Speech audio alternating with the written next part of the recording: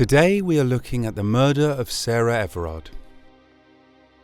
This was a case that shocked the UK, and its effects on the public and the police are seen to this day. We can all agree that the purpose of police officers is to uphold the rule of law, lessen the fear of crime, reassure the public, and instill the public's trust in them. As a result, it's always a shock when an officer abuses their position.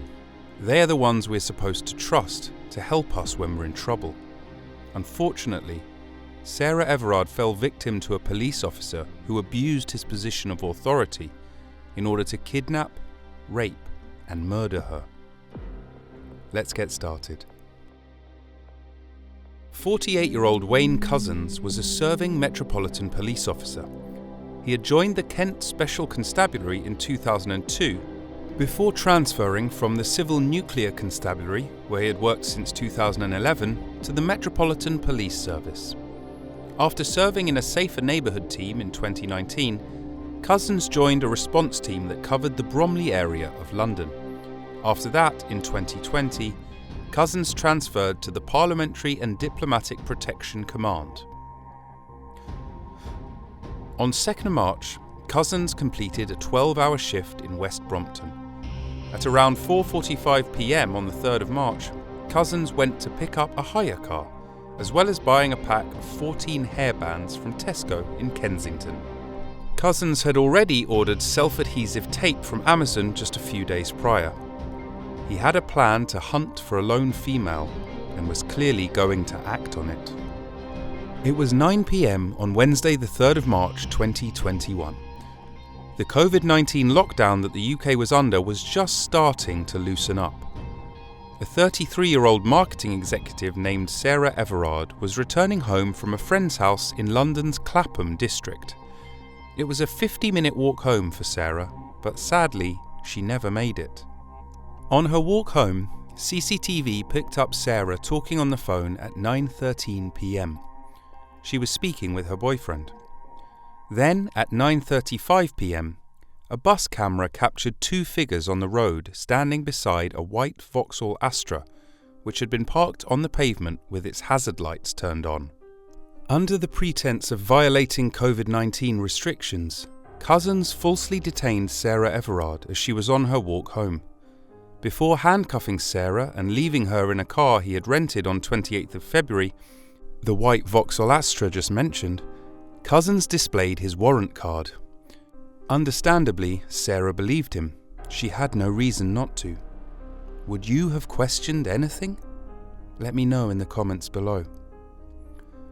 Couzens' compelling bogus arrest of Sarah Everard was probably due to his prior experience working on COVID patrols, where he would have grown familiar with the official language used regarding violations of restrictions.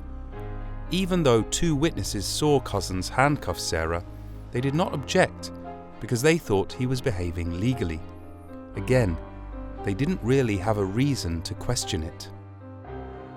Couzens had Sarah where he wanted her, isolated in his vehicle. Sarah was placed in the rear of the vehicle before Couzens made the 18-mile drive to Kent. At 11:38 p.m, Couzens transferred Sarah from his hire vehicle into his own car in Dover, Kent. Sarah must have been incredibly distressed at this point, having by now realised she was arrested under false pretences. From there, Couzens drove to a secluded rural area in Kent where he proceeded to rape Sarah. Couzens then strangled Sarah to death with his police-issued belt. In the early hours of 4th March, following Sarah's murder, Couzens' car was picked up on ANPR cameras in Dover.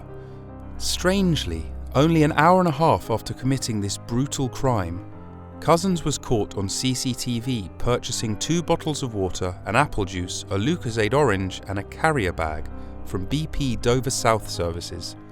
Very odd behaviour for someone who had just kidnapped, raped and killed someone. Couzens then travelled to Hodes Wood near Ashford, Kent, where he owned some land. Here, he dumped Sarah's body, leaving it in a refrigerator, before leaving and making his way back to Dover. Here, he switched back from his car to the rental car. Couzens was captured on CCTV buying a hot chocolate and Bakewell tart from a Costa just prior to returning his hire car at around 8:30 a.m. Again, this is very strange behaviour from someone who has not only kidnapped, raped and killed an innocent woman, but who has now just dumped the body in some woods. From here, Couzens travelled to Sandwich, Kent, where he threw Sarah's phone into a river. Couzens had planned the night so that when he returned home to his wife and children, it coincided with the usual time they would expect him home from a night shift, therefore not arousing any suspicions. Later that evening, Sarah's boyfriend, Josh Louth, reported her missing. On 5th of March, the missing persons case was escalated and the Specialist Crime Unit became involved. Couzens, who was off work until 8th of March, called into work reporting that he was suffering with stress. On the same day, he went out to buy petrol and 2 green rubble builder's bags. Couzens returned to Hodeswood and used the petrol to burn Sarah's body and her belongings. He then used the green rubble bags to move the remnants to a nearby pond. Bizarrely, Couzens then made a phone call to the vets to book an appointment for his dog. In my opinion, he's far too calm and collected immediately after the crimes he's just committed. Could this potentially not be the first time he has done this? Let me know what you think in the comments below. The following day, Couzens placed an order for a bungee cargo net and tarpaulin. Unsettlingly, on 7th March, Couzens took his wife and 2 kids on a trip to the woods where he had buried Sarah's body and allowed his children to play close by. Couzens called in sick on March 8th, the day he was scheduled to return to work. The next day, he deleted his phone data. The investigation was ongoing and police were led to Couzens. The identification of Couzens was possible due to the forensic review of CCTV material. The bus camera capturing his vehicle on the side of the road ultimately led to Couzens' arrest on 9th of March. Couzens made up the story that he was forced to abduct Sarah and give her to a gang after being threatened by this gang. I am in financial and I've been lent on by I don't know who they are. They're a group, a gang, whatever. However, the police's evidence refuted this, ultimately resulting in his admission of kidnap, rape and murder. On 10th of March in Ashford, Kent, a week after Sarah vanished, her body was discovered in a wooded stream just metres from Couzens' property.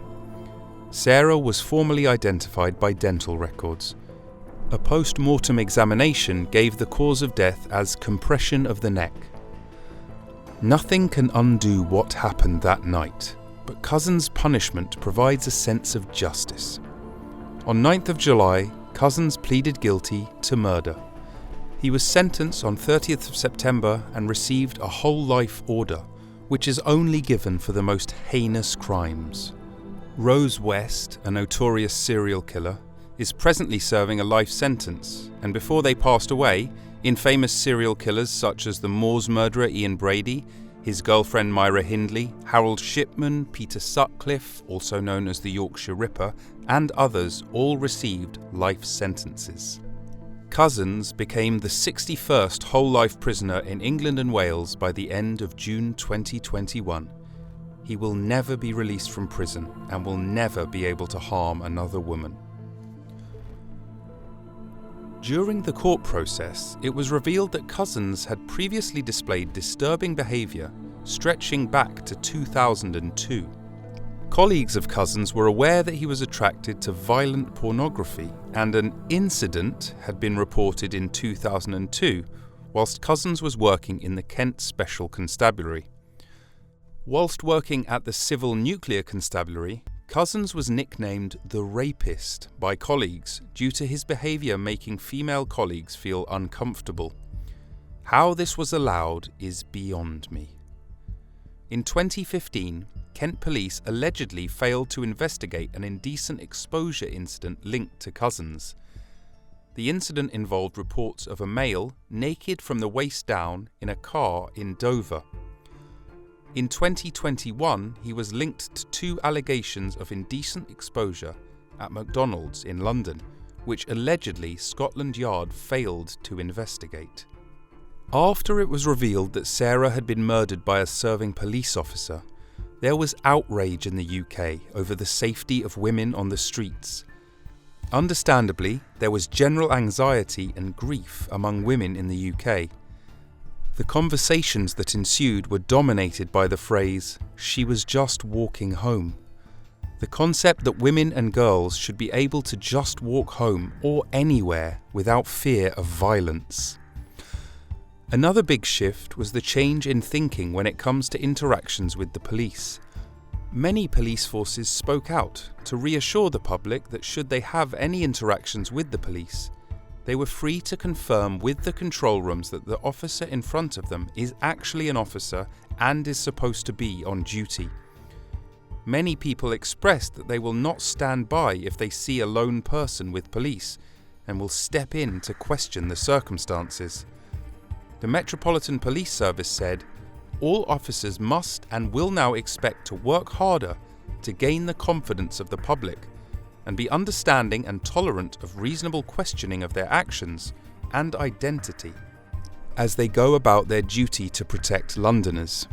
Their sentiments were echoed by lots of UK police forces.